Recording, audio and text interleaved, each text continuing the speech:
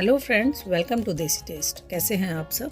आज मैं बना रही हूँ सबके फेवरेट ब्रेड पकोड़े, बट बिना तले हुए, बिना डीप फ्राई करे हुए भी हम बना सकते हैं। देखिए कितने बढ़िया सॉफ्ट और डिलीशियस ब्रेड पकोड़े बन करके तैयार हुए हैं, बट बिल्कुल भी फ्राई नहीं किया है। बहुत ही थोड़ा सा ऑयल यूज़ करके हमने पकोड़े तैयार किए हैं।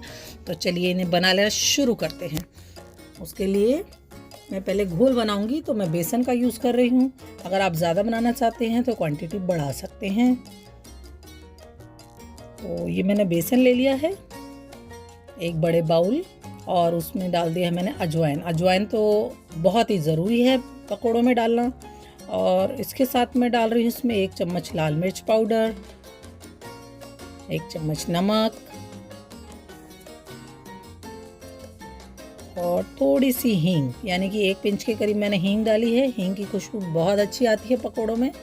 और साथ में 1 चम्मच धनिया पाउडर और आधा चम्मच गरम मसाला डाल करके, और उसमें मैं मिक्स कर रही हूँ 1 बड़ा चम्मच सरसों का तेल। तो जो सरसों का तेल है उससे जो फ्लेवर होता है वो अलग ही हो जाता है पकोड़ों का। तो इसे अच्छी तरह से मिक्स कर लेते हैं और फिर पानी डाल करके हम इसका एक थोड़ा पतला सा घोल तैयार करेंगे।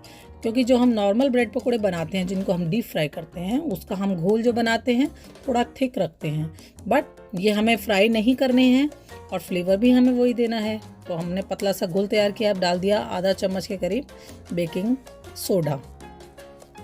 बेकिंग सोडा डाला है थोड़ा सा बेसन को फुलाने के लिए। तो इसको बेकिंग सोडा डाल करके हम इसमें कद्दूकस कर देते हैं 1 आलू। ये आलू बिल्कुल छील करके धो करके छिल के मैंने कद्दूकस कर दिया है 1 आलू। और ये उबला आलू मैंने यूज़ नहीं किया है, नॉर्मली आलू जो है कच्चा आलू वो ही मैं यूज़ कर रही हूँ। अच्छी तरह से मिला लीजिए। और ये हमारा घोल अभी बन करके तैयार है। इसको हम ढक करके 5 से 10 मिनट के लिए रखेंगे और उसके बाद हम ब्रेड पकोड़े बनाने शुरू करेंगे। तो ये मैंने घोल ढक दिया है, ये देखिए।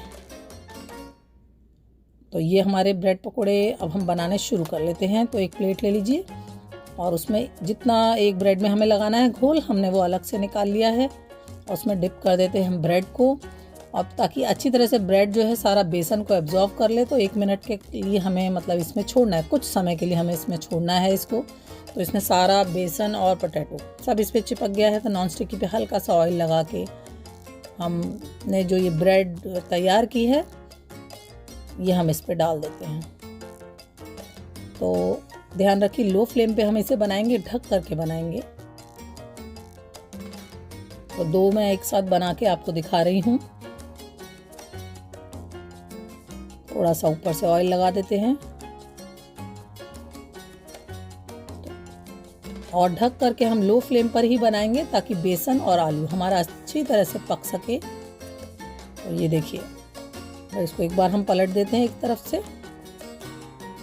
बहुत ही सॉफ्ट ब्रेड पकोड़े बन करके तैयार होंगे। और आप देख रहे हैं कि अगर आप तल के बनाते हैं तो कितना ऑयल उसके अंदर जाता है, और ये बिना तले हम नॉन स्टिकी पे बना रहे हैं। आप चाहे तो और भी कम ऑयल, यानी कि जो ऊपर से ऑयल डाला आप वो भी मत डालिए, उसके बिना भी ऐसे ही हमारे फर्स्ट क्लास जो है ब्रेड पकोड़े बन के तैयार होंगे। तो ये सेम फ्लेवर में ही बने हैं और वैसे ही खुशबू, वैसे ही स्वाद आ रहा है, वैसा ही स्वाद आपको आएगा आप खाएंगे। तो ये देखिए बन करके तैयार हो चुके हैं, दोनों तरफ से पक गए हैं।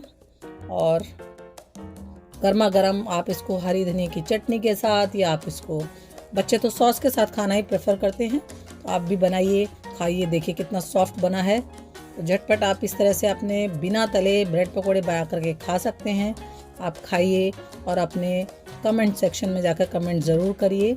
और आपको मेरी वीडियोस कैसी लगती हैं ये भी ज़रूर बताइए। Thank you friends for watching my videos.